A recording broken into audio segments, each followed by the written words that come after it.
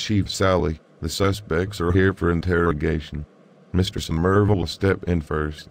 Our last phone call with Conor is going to be analyzed to spot any clues. Sure thing, Mark. Bring him in.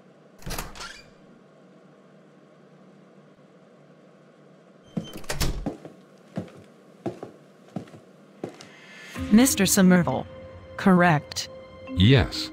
Sir, as you know, Conor's phone was found at your apartment. Can you explain that? I have no idea. Ah, yes. Classic dishonest tactic. I can sense it beneath your tongue. Miss, I legitimately do not know how the phone ended up in my place. Provide evidence. How?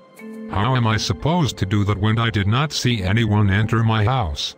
Okay, mister, I guess that's all time for you. What the? It is blinking ridiculous. You cannot just throw me in jail like that. I am not responsible for anything. But we've got a small problem. You won't support your claim with any proof. I just told you. I cannot give you evidence because there was no one else in my house. Not even her. Hold up. Who's her? Chantal. That's Mrs. Somerville. Your wife. Isn't it? Yes. When was she absent from the house?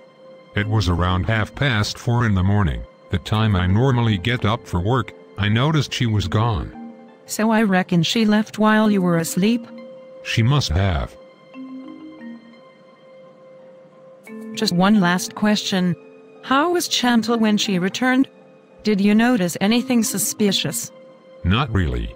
She just behaved like her usual self. There is one thing though. When I returned home from work, it took her an unusually long time to open the door for me. Uh-huh. That's all I need to know. Mr. Somerville, you're free to go.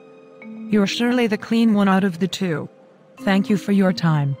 Yeah, the time that you wasted. Oh, is that so?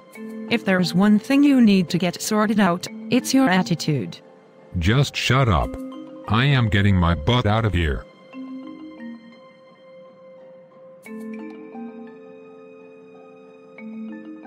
Well.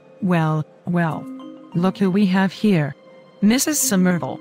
Correct. Hello. You are Chantal, aren't you? Yes. Are you afraid? 'Cause I sure would be if I were in your shoes. And that injury of yours isn't helping.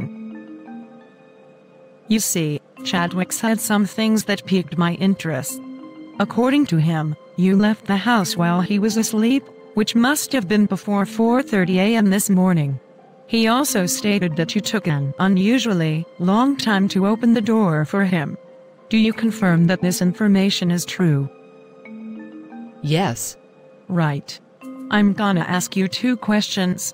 Answer them consecutively. 1. Why did you leave the house at such a time? And 2. What took you so long to open the door for him? You know, by keeping quiet, you're only making yourself look more suspicious than you already are. You seem to be excited. Ma'am, you do know that this is a serious interrogation. No gameplay is allowed. You seem to be genuinely interested in my story, but only a tiny part of it. Are you pushing my buttons? Answer my questions now. In order for your questions to be answered, you must hear the whole story. For the end is the beginning, and the beginning is the end.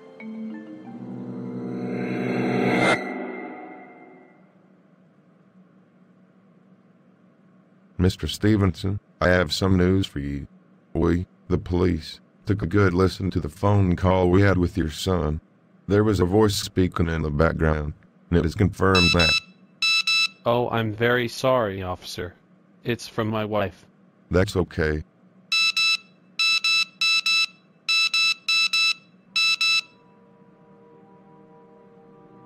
I'm gonna have to go. It's urgent. All right, Mr. Stevenson. We will notify you on any updates to the case. Take care now. Bye. Oh, one thing. From now on.